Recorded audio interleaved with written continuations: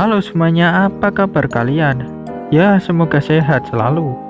Jumpa lagi dengan saya di Bajak Movie.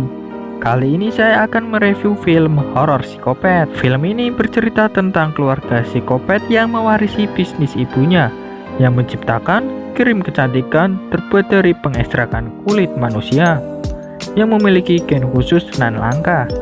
Tanpa berlama-lama, inilah alur cerita film Fear Farm.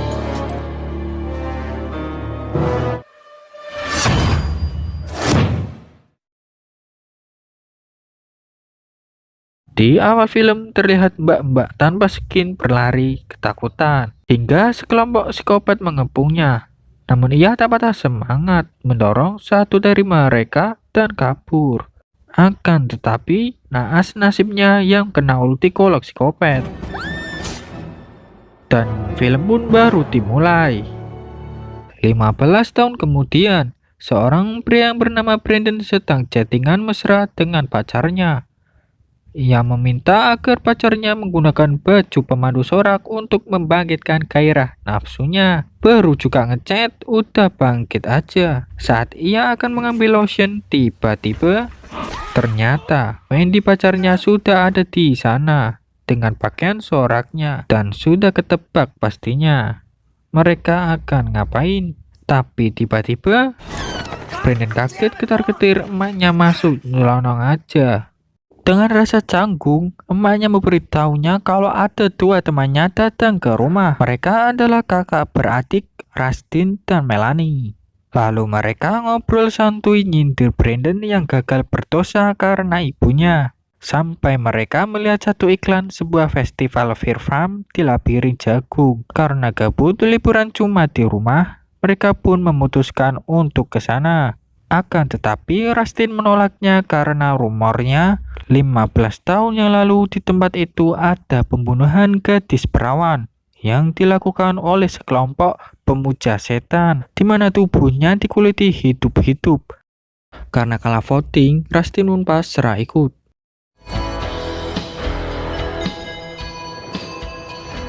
Singkat cerita, mereka sampai ke sana. Suasana ramai terlihat. Di sana mereka langsung disambut oleh Badut jump scare. Badut yang tahu Rustin seorang artis membuat Rustin pede menawarkan foto dengannya. Tapi malah ditolak mentah-mentah sama Badut. Karena Brandon kebelet pipis minta diantar Rustin, mereka akhirnya pisah dengan para cewek. Saat Wendy berjalan, ia melihat orang-orang sawah lalu wadul ke Melanie. Pas dilihat lagi udah hilang aja. Di sisi lain, Brandon yang lagi pipis dikagetkan Om Prank di WC-nya. Waduh Om, bikin pipis gue malu aja lu. Singkat cerita, mereka mengumpulkan ponsel karena aturan. Lalu satu persatu tangan mereka dicap dan di-scan. Namun saat giliran Melanie, tiba-tiba alarm berbunyi. Melanie bertanya apa maksud dari hal itu. Ternyata dia adalah pengunjung ke 10.000 dan berkesempatan mencoba labirin VIP. Tak lama pemilik wahana pun datang, Herschel namanya. Ia menawarkan labirin VIP kepada 4 muda-mudi ini. Dan jika mereka bisa keluar kurang dari 2 jam, mereka akan mendapatkan hadiah uang sebesar $10.000. Tanpa mikir panjang, mereka setuju-setuju aja. Lalu mereka senang mobil-mobilan dan di tengah jalan, sekumpulan badut zombie menghadang. Rustin dengan edannya mendapatkan ide taruhan menembak kemaluan zombie. Singkat waktu, mereka sampai di labirin VIP. Di sana Herschel menjelaskan ada 5 jalur labirin. Dan karena hanya ada 4 orang, Herschel menyarankan tidak memilih jalur tengah, sebab itu jalur terpanjang. Singkatnya, mereka berpisah di jalur masing-masing untuk mendapatkan peluang menang lebih besar. Lalu Herschel memberikan komando pada anak-anaknya untuk bersiap. Hari semakin sore. Wendy mulai mendapatkan jump scare yang menurutnya nggak ada ngeri-ngerinya. Di sisi lain, Rustin yang sudah kebelet ngompol sembarangan. Lalu sosok makhluk lewat. Ia pun mengeceknya. Lalu Rustin pun kaget dan ngebacotin tuh orang karena badannya yang gede dan menyeramkan. Dia lebih cocok jadi karakter film psikopat. Hari pun mulai gelap. Terlihat Melanie menemukan tangga. Ia pun naik untuk mengeceknya. Dan oh no, ternyata labirinnya sangatlah luas, membuat ia lemes melihatnya.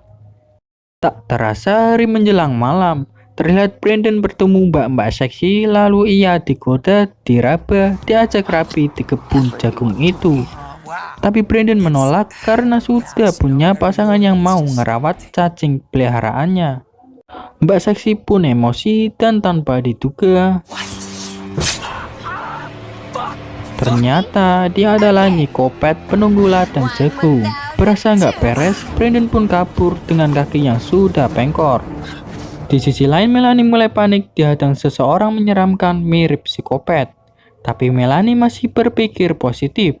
Itu cuma nakut-nakutin dirinya saja. Tapi pas ia ngecek topengnya yang berkawat tajam, ternyata itu psikopat beneran. Untungnya Melanie jago gladiator Romawi dan bisa melukai kaki psikopat lalu kabur sembunyi. Kembali ke Brandon yang masih dikejar nyikopet.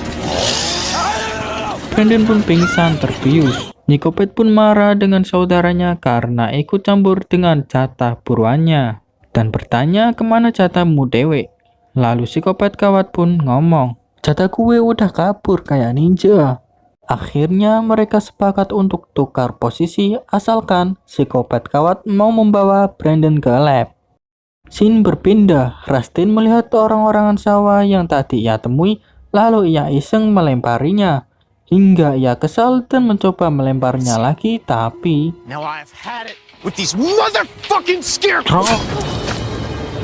ternyata psikopat lain udah di belakangnya. Tak lama, Melanie datang untuk menyelamatkan Rustin. Tapi Rustin yang merasa tak akan selamat, membuka aibnya yang nyimpen kaset hentai di bawah kasurnya dan modder. Tapi cuma acting doang. Hingga Melanie disergap satu psikopat dan harus menyaksikan kakaknya tewas disantap mobil kopet.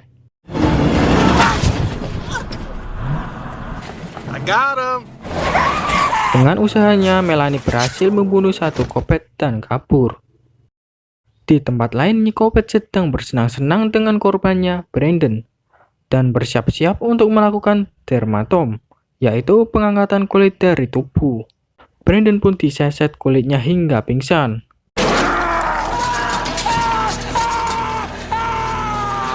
Lalu adik-adiknya yang bungsur datang membawa saudaranya yang tewas ditikam Melanie. Mendengar itu, nyikopet marah dan menyuruh mereka segera menangkap Melanie. Scene kembali ke Wendy. Dia yang lagi aman-aman aja disapa dua psikopat badut es krim. Tapi setelah Wendy melewatinya, Wendy pun dikait tepat di lehernya. Lalu dengan tangguhnya ia meloloskan diri.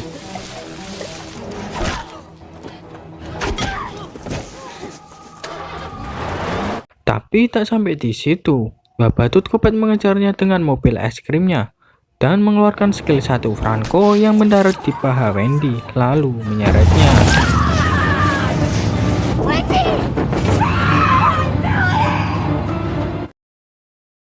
Singkat cerita, Melanie berhasil keluar dari labirin dan menemukan rumah, lalu ia masuk diam-diam dan melihat 3 orang mencurigakan.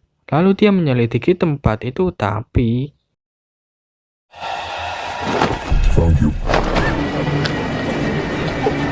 Melanie pun pingsan. Setelah itu, Melanie terbangun dalam keadaan terikat dan berkedip ngeri melihat Wendy yang sebagian tubuhnya sudah dikuliti. Tapi Wendy berkata dirinya mati rasa setelah Kopet Family memberinya sesuatu. Tak lama Kopet Family tiba. Dan ternyata Herschel adalah pemimpin kakak atau keluarga Kopet tersebut. Herschel yang gemes ingin ngekat nyawa Melanie sebab sudah ngekill satu anaknya. Terpaksa harus menahan diri karena masih butuh. Akhirnya ia lampiaskan pada Wendy yang udah jadi ampas. Lalu Herschel menyuruh Nyikopet menjelaskan mengapa mereka melakukan itu pada Melanie and Friends. Nyikopet menjelaskan bahwa Melanie memiliki gen terlangkah yang mereka tunggu selama 15 tahun lamanya, dan teman-temannya juga mempunyai gen khusus yang memenuhi standar untuk dijadikan krim wajah awet muda warisan almarhumah ibu mereka. Dengan SOP yang berlaku, dibuka, dijilat, dicelupin, jadilah krim anti tua. Lalu Melanie berhasil melepaskan diri, tetapi tak bisa kabur karena Herschel dan anak-anaknya telah mengepung tempat itu. Alhasil Melanie lebih memilih bunuh diri karena kulitnya tak akan bisa diekstrak jika ia mati.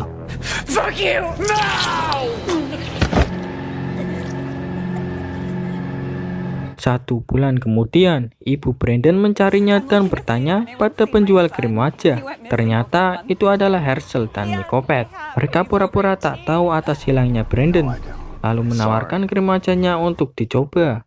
Ketika ibu Brandon memakainya, bau krim itu mengingatkan ia dengan bau kamar anaknya.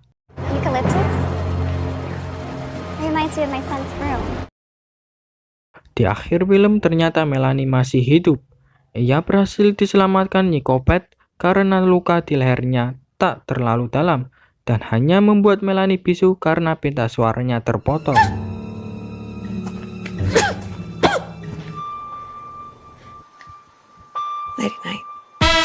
Film pun tamat.